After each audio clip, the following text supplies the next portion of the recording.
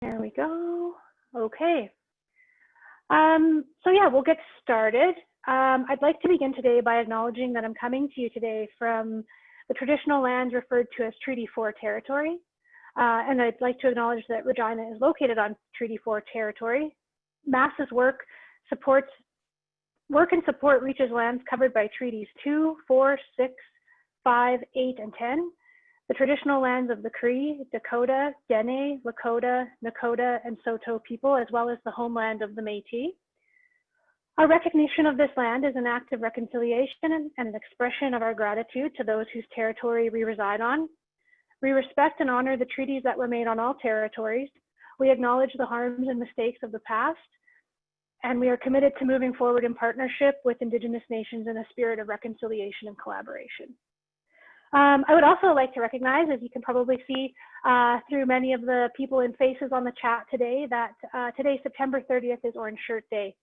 Annual Orange Shirt Day opens the door to conversations about all aspects of residential schools. It is an opportunity to create meaningful discussion about the effects of residential schools and the legacy that they have left behind. A discussion all Canadians can tune into and create bridges with each other for reconciliation. The date was chosen because it is the time of year in which children were taken from their homes to residential schools, and because it is an opportunity to set the stage for anti-racism and anti-bullying policies for the coming school year.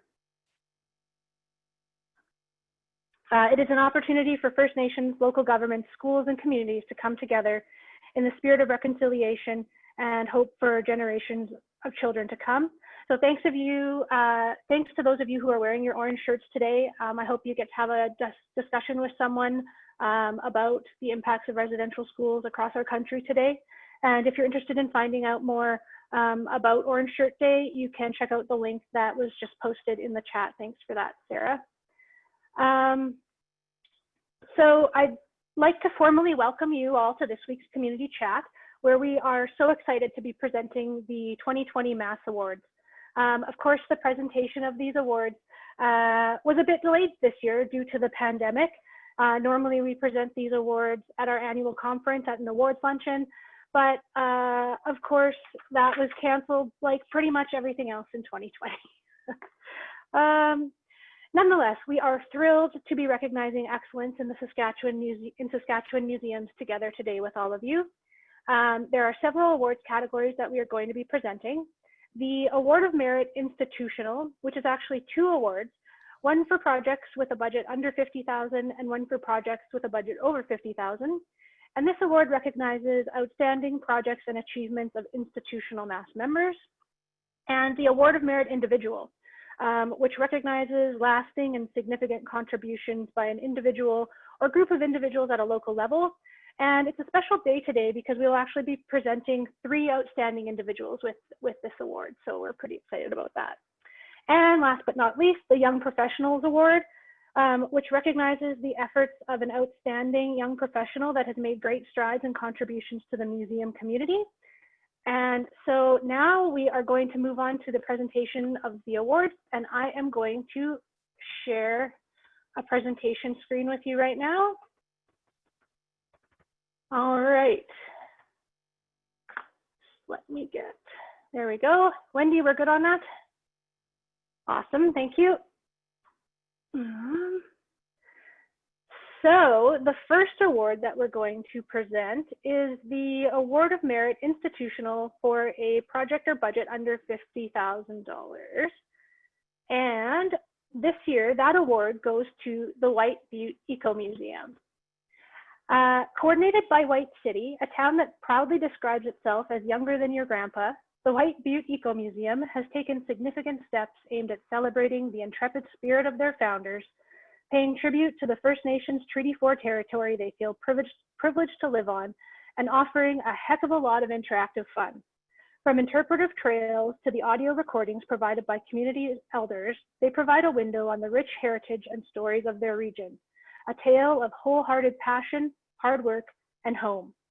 In May 2016, the White Butte Ecomuseum was singled out for their educational programs with an award from the Saskatchewan UN University Regional Center of Expertise for Education and Sustainable Development. The White Butte Ecomuseum is being nominated for their unique and innovative Ecology Heritage Project, which gives students and teachers an opportunity to explore and discover natural and cultural heritage features on a section of pasture land near White City that is protected by a conservation easement. In 2018, the Ecology Heritage Project was piloted on a 1.6 square kilometers of pasture land that had been offered to the Ecomuseum for educational purposes and is protected by the easement is protected through the Saskatchewan Wildlife Federation. Developed in partnership with the town, the school, the University of Regina, the Royal Saskatchewan Museum, and Nature Saskatchewan, the Ecology Heritage Project was designed to engage with the wider community to deliver environmental and sustainability education programming to grade 4 and 6 children. Through 8 lessons given over 3 days, the Ecology Heritage Project activities focused on the native biota, sustainable pasture management, and citizen science. In all cases, the intention was to foster heightened environmental awareness by learning from place rather than inside a classroom. Feedback about the Ecology Heritage Project has been positive and encouraging, suggesting that the White Butte Ecomuseum has potential as a way to inform and inspire people about aspects of sustainability, including the importance of biological diversity, evolution, and our dependence on the natural world and how we learn from nature. The White Butte Ecomuseum could thus be a valuable model for any community that wishes to respect both the cultural and biological diversity in their region.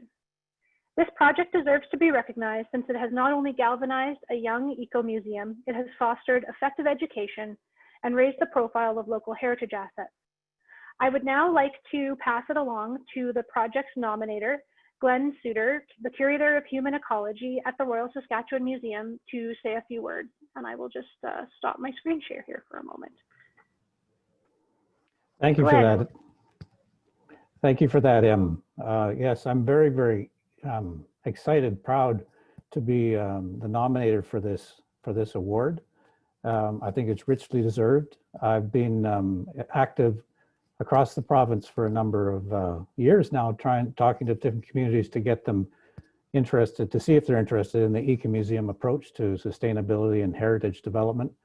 And White City and the surrounding region have really emerged as a shining example of what can happen. I just want to build on what you said, Em, to emphasize a couple of really important things about the Ecomuseum approach generally, because it really brings heritage to the fore and says that, you know, knowing about our living heritage and all of its aspects, heritage really in all of its aspects is a key place to start from if we're going to be trying to live more sustainably and deal with the raft of environmental and social pressures that we're experiencing, and economic as well. And what that requires is a high level of engagement from the community with its local heritage assets. And I think you see in the example that Em was talking about in the ecology project, that this comes to the fore, that community is very engaged through the teachers. In this case, I was privileged to be out there for some of the programming and to soak up some of the energy of the enthusiastic children who took part in that. It was a direct feedback that this is a good and really effective use of that piece of land. And that's not all that the White Butte Ecomuseum has been doing. They've collected and cataloged stories. I don't want to steal any of Rebecca's thunder here, but they have really been pursuing a lot of different aspects of what ecomuseums can provide for heritage organizations. The other important point is that they haven't been trying to go alone.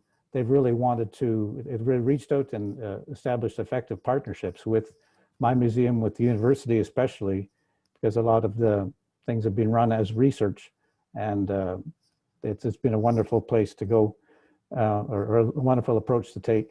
And the third thing is that they've looked at heritage in a very holistic perspective. Not only the natural heritage that's emphasized on that piece of land, but the programming there includes the Indigenous perspective. It includes the more recent settler history of the community. So they really are firing on all cylinders as an ecomuseum, and I'm so proud that they're being recognized this way.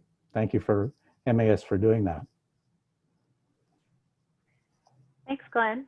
I'd now like to pass it off to Rebecca Titju, who will be accepting the award on behalf of the White Butte Ecomuseum. Just unmuting you there. Oh, Rebecca, we're still got you muted. There we go. Okay, thank you so much, and thank you, Glenn, for putting in this nomination. It was a surprise to me because when I got that email, I was congratulating him, saying he has done a good job, which he has done a good job, until he now emailed me and said, no, that award is for you, the White Butte Ecomuseum. I was like, really?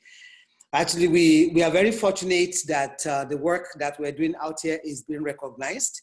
Again, my name is Rebecca Otitoju. I'm one of the council members in White City, and also a board member of the Friends of White City Museum, who is the parent of this White Butte Ecomuseum. So on behalf of the town of White City, the museum board and the White Butte Ecomuseum, I humbly accept this award of merit for this category. From Museum Association of Saskatchewan. The journey of the museum actually started about 7 years ago when we came together with the main goal to collect stuff. And I like sharing that because that was the idea of the museum. Okay, bring your stuff and let's say something about it. And truly we did. We have a community member who donated a small building full of the history from her family. And that was the beginning of, okay, now we wanted stuff, we got stuff, what do we do with this things? From there, we got to know about the importance of having a feasibility study, which the SAS Culture actually part-funded with the town at the time. And this feasibility study was done by Mr. Ken Alexi. And it was during that visibility study, his recommendation was for us to start with what is called a museum without walls. We've never heard about it. Now we have things that we can display. We have no place to display them because the building was not big enough. So that was how he dropped that idea. And from that recommendation, doors opened for different relationships, as Glenn had mentioned. We got to partner with the university.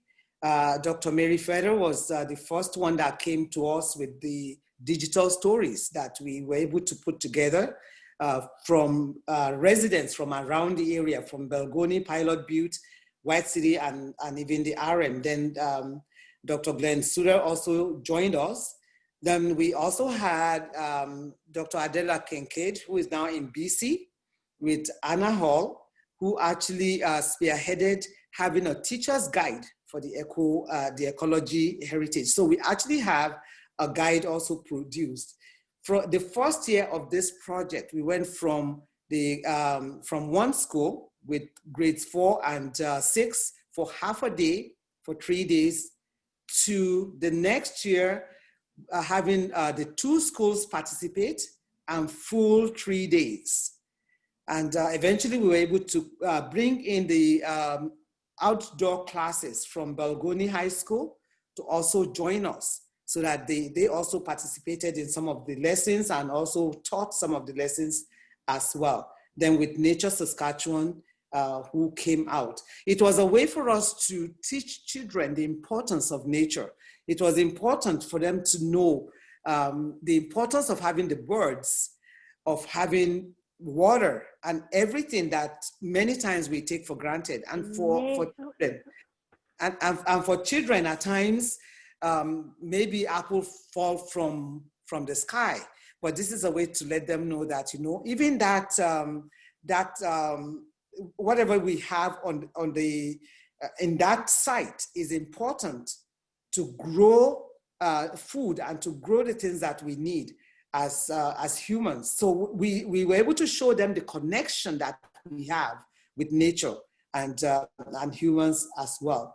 And we are really, really fortunate to have all these connections and all these relationships that we've built over the over the years. So truly, even though I'm accepting this award on behalf of the White Butte Ecomuseum, I'm actually accepting it also on behalf of all the teams that have worked behind the scene to make this project a success. So I want to say a big thank you once again to Dr. Glenn Suter, who took the time to nominate the project, and also for Museum Association of Saskatchewan for recognizing this project.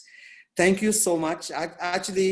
I'm also proud to mention that we also have a award tomorrow from the Canadian Association of Municipal Administrators, which is a federal award. So this project has gone beyond what we thought, and we cannot. I can't sit here to take credit, because without all this teamwork, without the push from Mr. Alexi, from Dr. Glenn Suter, and everyone within this project, we will not be where we are today. So thank you. Thank you so much, Rebecca.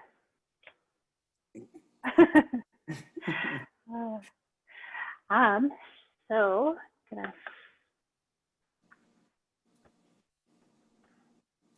share here again. So the next award that we are going to present is the Award of Merit Institutional for projects over $50,000. And this award goes to the Clayton McClain Memorial Museum, Lucky Pine First Nation, and Lucky Man Cree Nation. The Clayton McClain Memorial Museum is a small town museum located in Cutknife, Saskatchewan. The museum is located on Treaty 6 territory and has a rich history of partnership with surrounding Indigenous communities. The summer of 2019 was a very busy summer for the Clayton McClain Museum. Thanks to a generous grant from the National Indian Brotherhood Trust Fund, the museum was able to partner with Little Pine First Nation and Lucky Man Cree Nation on a three-part project called Moving Forward with Reconciliation that was initiated by Chief Wayne Simanganius, sorry if I butchered that name, and Councillor Richard Chikosis of Little Pine First Nation. The first event was held on July 2nd, 2019 in Fort Walsh to recognize 140 years since Chief Minnehakosis, Little Pine, and Chief Papaway, Lucky Man, were coerced into signing an adhesion to Treaty 6 because their people were suffering from forced starvation. This memorial event was attended by over 550 people. It connected the attending members of Little Pine and Lucky Man Cree Nation to their ancestors and traditional territories by offering a feast and mini powwow in their honor. Jimmy O'Cheese of the Yellowhead Tribal College in Edmonton, Alberta, spoke and told the Cree creation story and how it is intimately linked to the Cypress Hills, as well as introducing the concept of land-based education for those in attendance. The second part of the celebration took place in Cutknife on July 5th, 2019, and was attended by over 350 people. This event connected local Indigenous people to the sacred artifacts that are held in trust by the museum. These items, normally kept separate from the rest of the collection in a secure area, and are cared for by elders through ceremony and protocol. But for this occasion, they were brought out to be displayed for the day after blessings and a smudging ceremony. This event also included a traditional feast and a much larger mini powwow with dancers from Little Pine, Lucky Man, Sweetgrass, and Saddle Lake. The feast and powwow were used to honor the sacred items and the ancestors who used them in ceremonies. Another important part of the purpose of having the event in Cutknife was to educate people about the events that occurred 140 years ago. The third part of the event took place September 9th, 2019 at Fort Pitt and was attended by approximately 150 people. This conclusion to the celebrations connected the Indigenous people in attendance to Treaty 6 territory and the lands they ultimately came to reside upon.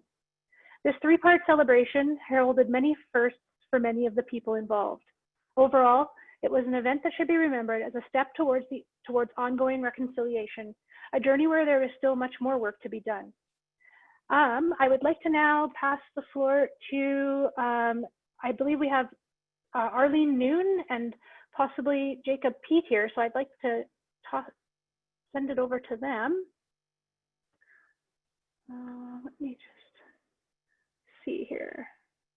If you're there, just unmute yourself. Let me have a look here.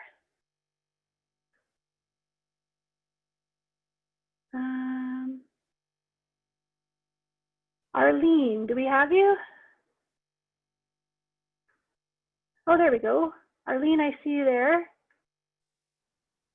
Hello, can you hear me? We can hear you. Oh, hi there. Hi, Hi, thanks for joining us. Hi, we had initially asked our chiefs to speak. I believe Crystal Okimau is here. She's the chief of Lucky Man. So if she could speak first, and then Jacob Pete will speak on behalf of Chief Wayne Semaganis. Sounds great. Yeah, please just unmute yourself and. I can wait. Since Little Pine initiated the process, I'll wait. I'll let them go first.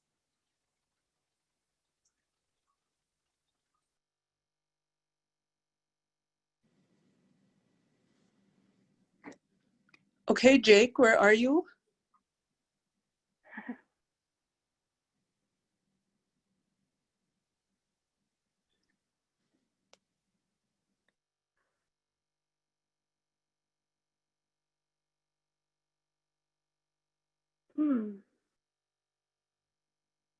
I'm just looking through the participants here.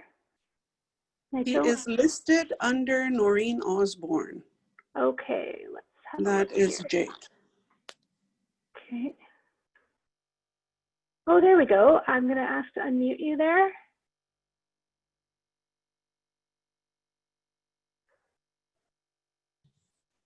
Hello. There we go. Hi, Jacob.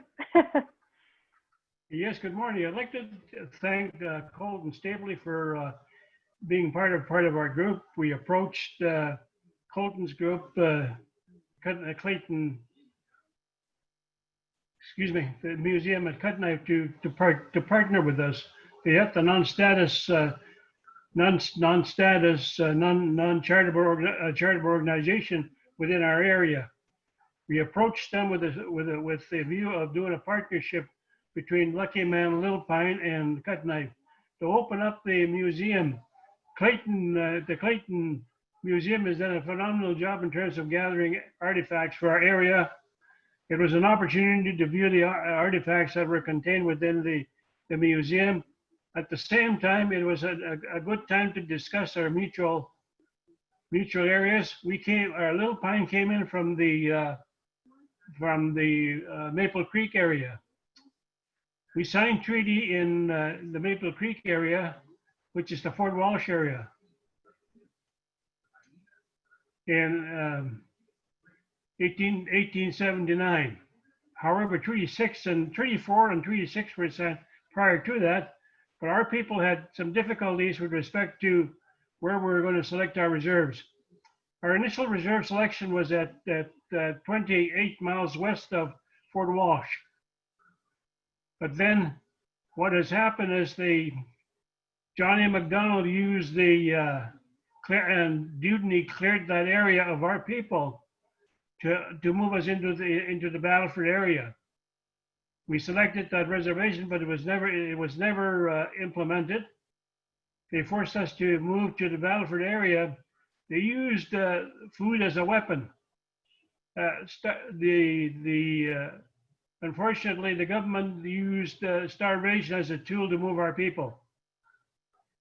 And also the terms of the treaty were not done. They were broken immediately when they were signed. Food was withheld. Our people were starving. The buffalo had been killed off. Our people were totally under starvation. Chief Little Pine, Chief Big Bear, and Pie Pot attempted to organize an Indian Confederacy by meeting in Montana with the Blackfoot Confederacy and the Sitting Bull to organize an Indian Confederacy to try and do something about the buffalo and also to revise the terms of the treaty. They came back, and unfortunately, the federal government shut down Fort Walsh. They stopped the rations or the food for our people. Our people were then forced to move to the North Battleford area, the Battleford area. Here in the Battleford area, we settled along the Battle River, along with Poundmaker, along with Big Bear, along with Papaway, Lucky Man. And we were also settlers that came into the area, same as Cutnife. Cutnife's full of settlers. And we found the venture to go together as a collaborative movement to try and understand each other. We wanted normally what happens is little towns like Cutnife, Payton, which surround us, we don't mix. Our people don't mix. We don't know what our people don't understand. They don't know what's going on in our communities. This is an opportunity to view what we can do socially, to try and share our history. It's a terrible history if you look at it. The youth starvation. Our people were forced to move from Fort Walsh to the Fort Pitt area on a migration period, and roughly 30 of our elders and youth died en route. Nobody knows that, but we tried to share that history with the people. We tried to share the history in terms of where we came from, why Fort Walsh area is a traditional territory, our traditional territory. In fact, our band has bought land again to re-establish our traditional territory, the Fort Walsh area. And it was a collective effort between Lucky Man and Cutnife to do our events. We ran into some problems. We ran into, of course, the distance. The distance to get to Fort Walsh is it's 300-400 miles. And we tried to share the story that our people had to walk that distance.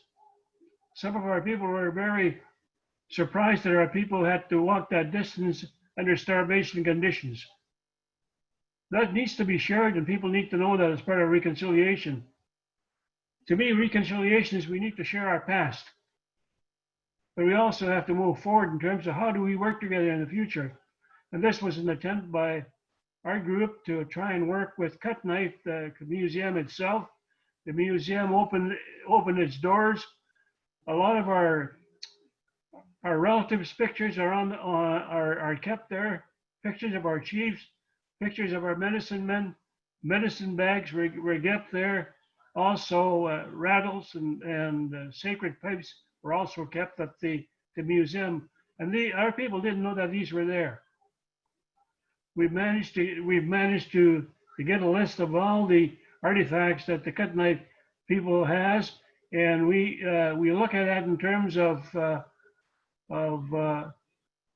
if Clayton hadn't gathered this stuff would have been lost. It was against the law to do our ceremonies.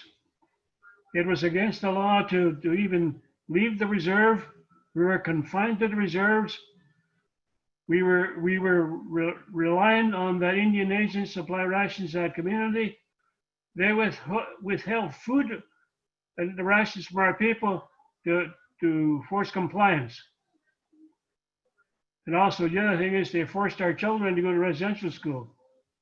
150,000 of our people went through residential schools across Canada. And they tried to kill the Indian in that little child at those residential schools. I'm a product of, I attended residential school. I know what happened there. As an example, when we got there, we were picked up at the reserve by the priest, a mounted policeman, and 5 of my family, we were put in the back of a grain truck. We were throwing blankets along the straw, and we went for 5 hours someplace. We arrived at the boarding school and we were separated. My sisters went one way, our boys went the other way, and we were deloused. They put DDT all over us. They cut our hair and they sprayed us took our clothes. Our estate was destroyed, and then we were deloused. Our hair was cut and given clothes to do, and then we started the process of residential school. We prayed before when we got up in the morning. We prayed. We had to make our beds. We prayed before dinner. We prayed after dinner. We prayed after every meal, and it was a continuous process of prayer. And also, school was done part-time. Most of the time, our boys worked in the barns, cleaning out the barns, looking after chickens, I was fortunate. I worked in the bakery. I was forced to work in the bakery, the baker to bake bread. And those are some of the tasks that we had to do within the boarding school. Boarding school had a hell of an impact on our families. The result being that we had problems raising our own kids. They broke the tie between my parents and my grandparents. The close tie that we had, we lost. We didn't fit when they came back to the reserve. We didn't fit.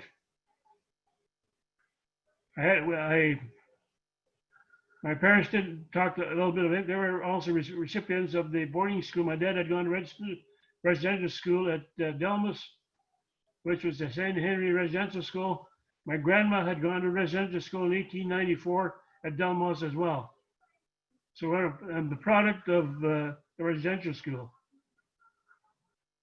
So exposure to that area of the thing, and we wanted to make that known to people as well. Or in other words, we were quite fortunate to come back to have our traditional roots within our community.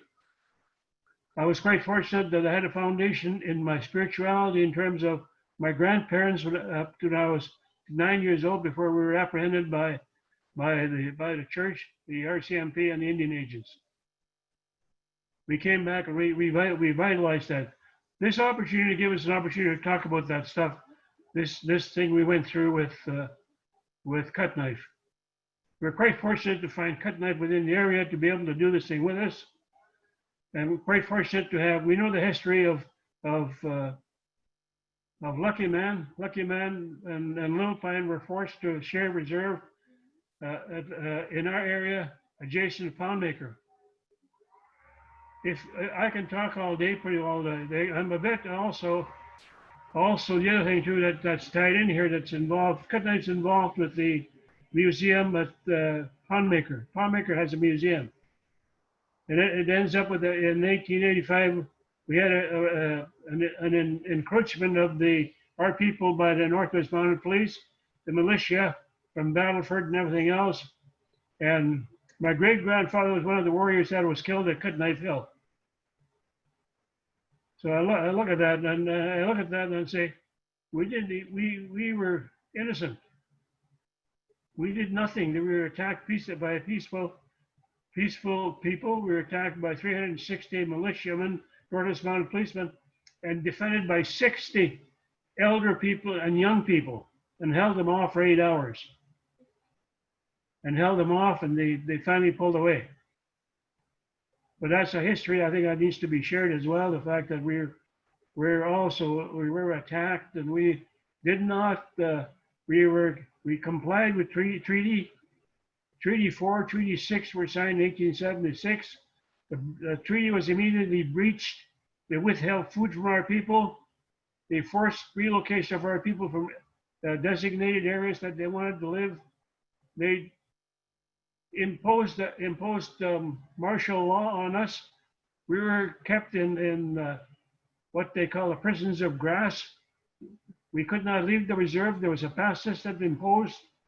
Our chiefs were arrested. Our people were arrested if they moved from one reserve to another. If anybody wants to see, I did a 5-year study on that, and I have a video on that. If anybody wants to see the video of the pass system, we've got that as well, part of our history. Like I could talk, but I'd like to get Chief Crystal to say a few words. I don't want to monopolize our meeting, but I'd like to thank Cut Knife. Bonnie Smith basically is the worst person we worked with, and Colton Stapley. We worked with quite close to these people, but we have a challenge ahead of us to try and keep this momentum going, to get the information out to our people, get our youth to take a look at what's in Cut Knife, what is tied into even my grandfather's medicinal rattle is in the museum. So those are some of the things that are happening. Anyway, Crystal, your turn. Come on, Chief. Thank you so much.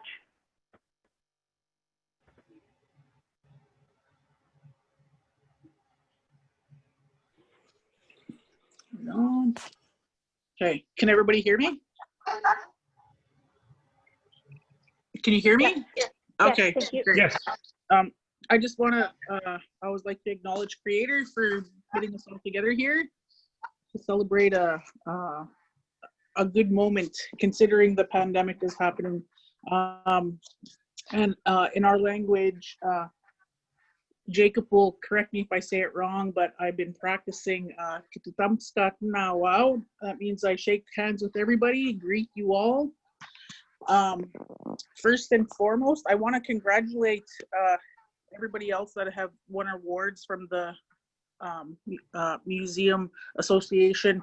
I know it takes a lot of hard work and commitment and time, and I want to acknowledge Jacob and his team, Arlene too, and the members of Little Pine for putting together what happened in July of 2019 at Fort Walsh and Cut Knife and at Fort Pitt.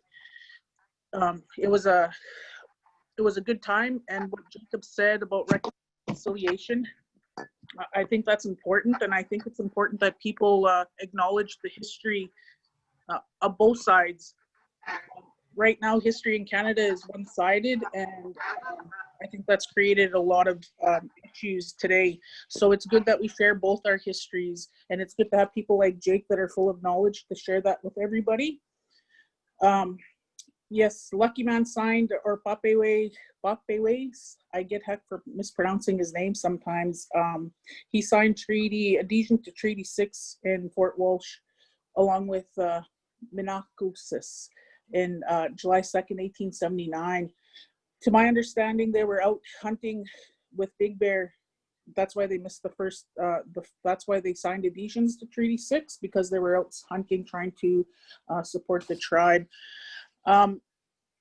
Little bits of history. I don't know. I didn't know this. It was something I learned. But when treaty was signed, Lucky Man signed with a bigger heads of family. And if you look at the population today, Little Pine is probably 10, 20 times the size of Lucky Man. We're at 113 members. We didn't get our own reserve until 1989. So even with that kind of history too, it needs to be shared. I don't want to say we were landless, but we were kind of, we signed treaty and then we were kind of like forgotten about. So we're still dealing with that.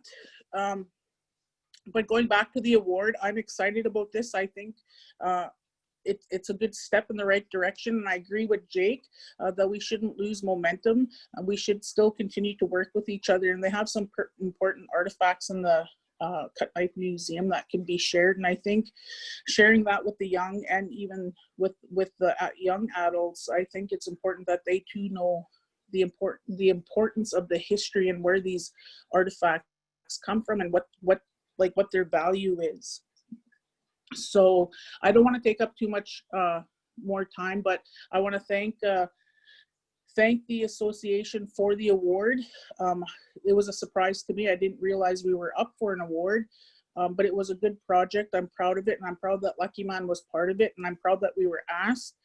So I send my thanks to Jake as well, and for the Clayton McClain Museum for stepping up, or not stepping up, sorry, but stepping forward and working with Little Pine and working with Lucky Man. This was a great project, and we still talk about it. So I want to thank everybody. Like I said, thanks Jake. I know he worked hard on the project as well. So, and Little Pine, Arlene, and all the cooks, and there was a lot of people, a lot of behind the scenes people that made it successful. So I don't want to miss anybody, but I do acknowledge their work. So with that, I'll say thank you once again, and everybody take care and stay safe. Thank you so much, Crystal. And thank you, Jacob. And so last but not least for this award, I'd like to pass it over to the third partner, Colton Stapley from Clayton McClain Memorial Museum.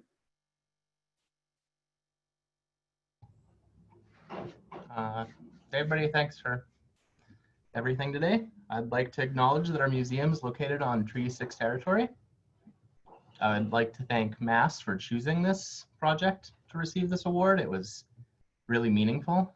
The opportunity to work with Little Pine and Lucky Man with this project was a really good reflection of our museum's beliefs and one of the core beliefs of the founder of our museum, Clayton McClain. He was very passionate about the preservation of the First Nation history in the area and the sharing of their stories so they weren't lost. So he always stressed how important that was. Might be breaking up there a little bit, Colton. Is it working now? Yeah, I think it should be good. Good. We don't have the best internet here. It was always Clayton's core beliefs that we needed to preserve the history and work with the local First Nations people to try to keep that history alive and so it wasn't lost or whitewashed. So I'd like to thank Chief Crystal and Jacob for coming on today to accept on behalf of their people, and thank you, Mass, for this opportunity.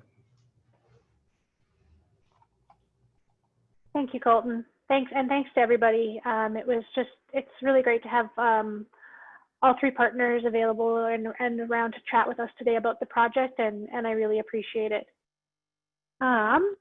So we are going to now move on to our next award, which is the Individual Award of Merit. And that is the first, like I mentioned before, we are going to be presenting that to three people today. And the first person that we are going to present the award to is Bernadette Leslie from the Fred Light Museum in Battleford. Bernadette Leslie has spent more than 40 years working with the Fred Light Museum, including spending 35 years as the manager. Over the years, she has promoted the museum sector by working with various groups in Battleford, being a valuable historical resource for their projects. Bernadette is continually working to promote the museum sector in Saskatchewan by making the Fred Light Museum visible in the community. She is responsible for developing and coordinating various activities that draw people to the museum. Some of the most notable recent activities include developing Children's Day summer camps, where over the years, children have learned such skills as making birdhouses, kites, and candy dispensers, along with fun activities such as scavenger hunts in the museum. One of the most successful and important day camps was the Bicycle Safety Rodeo. Bernadette has also developed and coordinated the highly successful Family Fun Day, which was held at the museum in 2019 in conjunction with the Battleford Parade.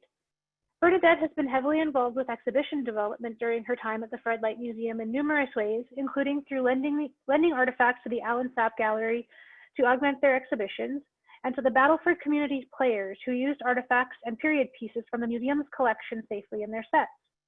She also worked with the Battleford and North Battleford Masons upon their amalgamation to develop an exhibit of their temple to display at the museum. The Battleford Vintage Auto Club was also a recipient of Bernadette's knowledge and expertise.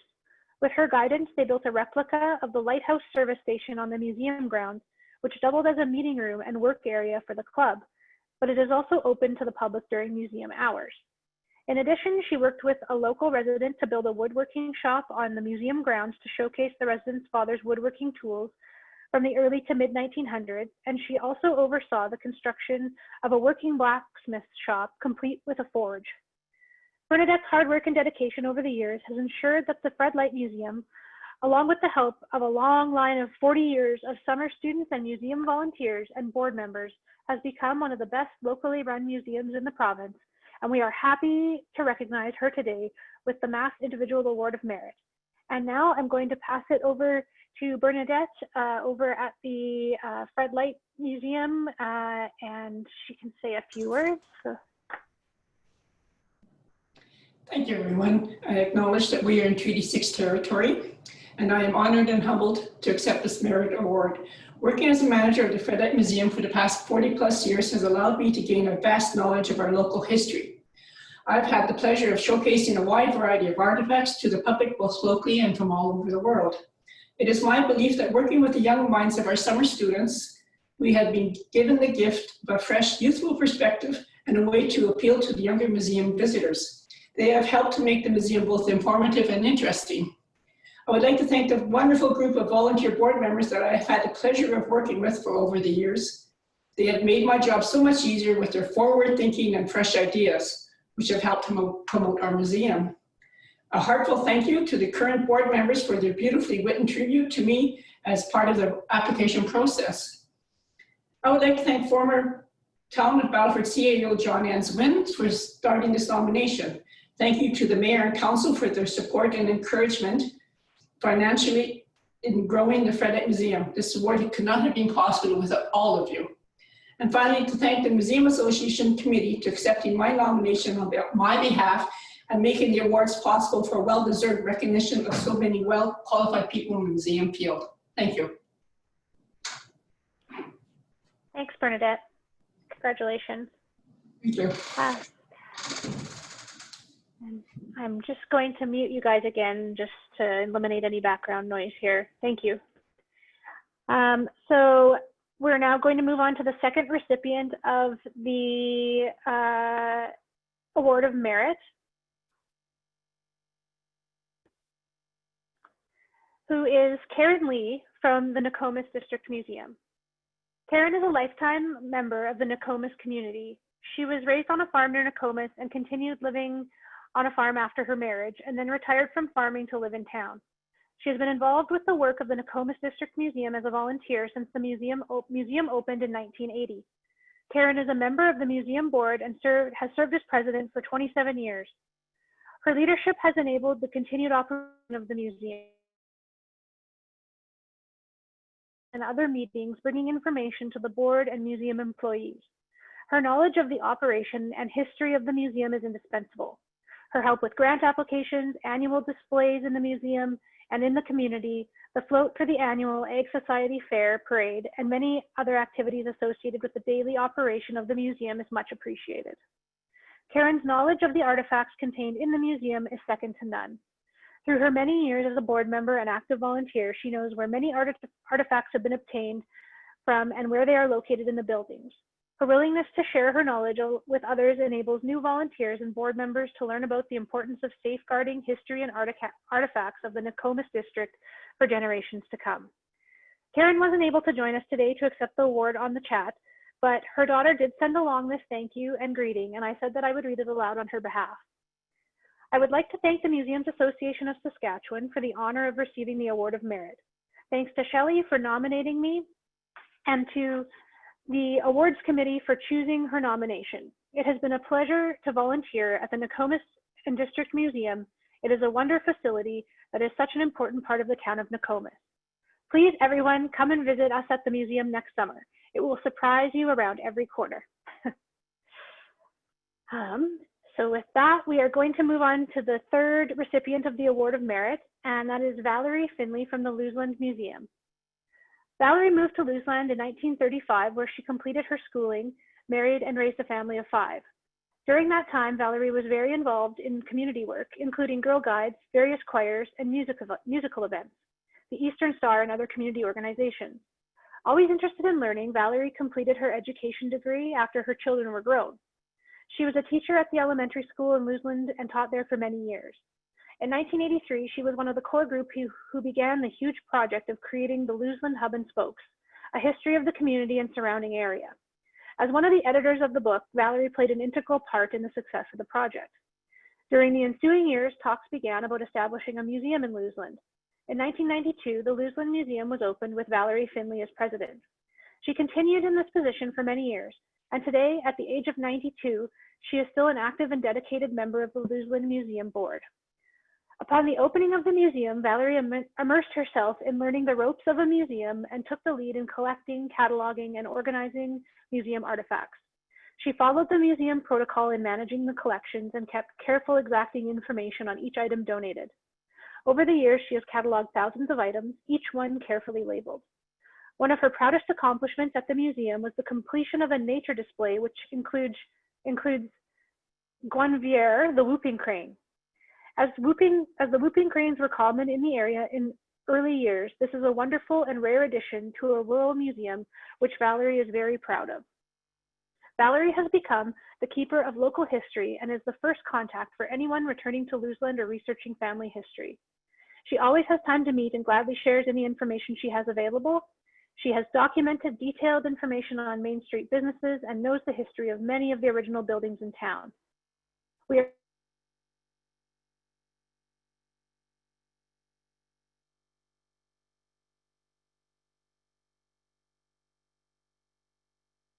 but her nominator has assured us that the plus male. So now move on to the award, and that is the Young Professional Award. And the winner of this year's Young Professional Award is Kristine Flynn from the Western Development Museum. Kristine was raised on a farm near Morse, Saskatchewan. Although she has lived and worked in the Saskatoon area for several years, she still has a strong connection to her home area. She stays connected with volunteers at the Morse Museum and Cultural Center, where she worked as summer staff in 2006 and 2007. She volunteered with them from 2005 to 2017, which included returning home to help with tours and volunteering from afar by helping with the museum's website and social media presence. Professionally, Kristine earned a Bachelor of Arts with a double honors in History and Political Science from the University of Saskatchewan in 2008, and started working for the Western Development Museum in the Education Department at their Curatorial Center, now the corporate office, in Saskatoon the same year. Through her work at the WDM, Kristine develops and supports school and public programs at all WDM locations and manages the volunteer program. Over the last 12 years at the WDM, she has taken on varied tasks from webmaster to heritage skills demonstrator. Some of her more notable contributors are the excellent work she has done in the WDM volunteer program, including creating a new volunteer policy and implementing improvements to the volunteer management system. She has also taken the lead on creating guidelines for reviewing school programs to ensure that they are curriculum-based and meet WDM mandates. Through her hard work, Kristine has ensured the volunteers feel welcomed and valued at the WDM, and that school children and teachers have a great Saskatchewan learning experience. I'd now like to pass it over to Corinne Dalick, her nominator for this award, to say a few words. Thank you, Em. Good morning, everyone, and congratulations to all the winners today. It's fantastic to see all the great projects and people being recognized.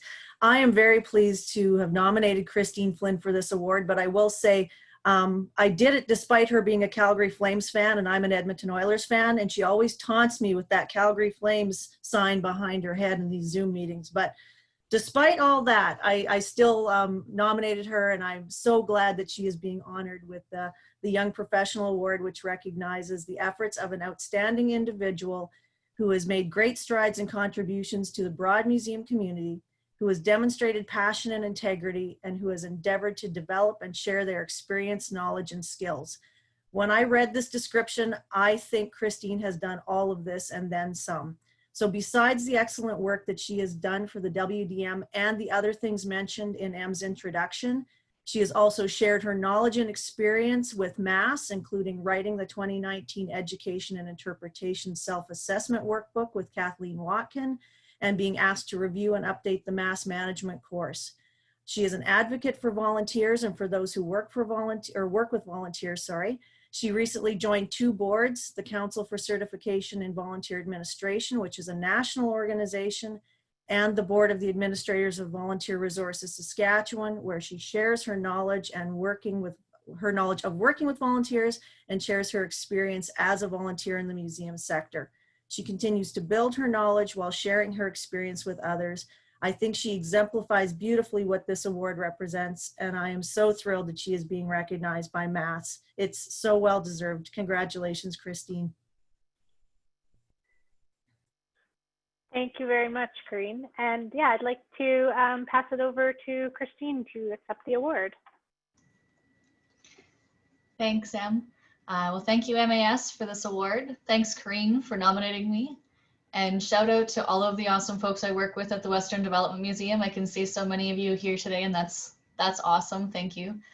And also a quick shout out to the Morse Museum and the folks there, because that's who really got me hooked on this, on the museum sector. And just thank you, everybody. Thanks, Kristine.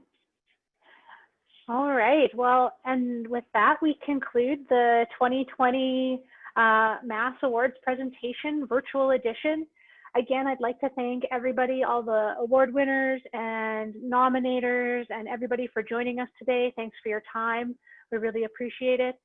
I would just like to invite folks to come back. We have a we have these community chats with different topics every 2 weeks. We've been doing them since the pandemic started as a way to connect with our community. And so we have one, the next one that's coming up is Wednesday, October 14th. And we're gonna have a presentation about the digital life of art and artifacts, connecting the public to physical stories. And that's gonna be done by Megan Martin. All the information about the upcoming community chats, we have a lot of great ones confirmed. We ended up converting our conference programming this year into community chats. So Sarah has just kindly put the link to those and the upcoming chats in the chat box there. So I invite you to that. And one last thing, SAS Culture is actually doing a Engage article on our community chats, and they have asked me to provide an image for them of me facilitating a community chat. So I am going to take a quick selfie of myself here facilitating with you guys.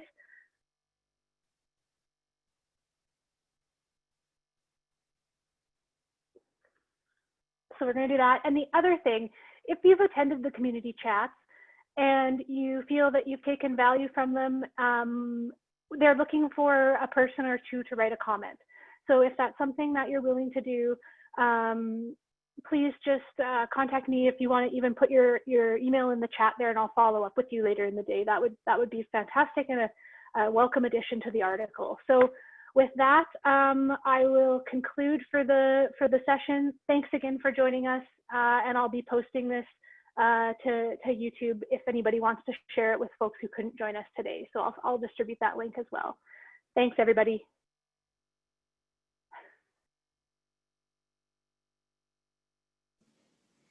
Thank you. Have a good day.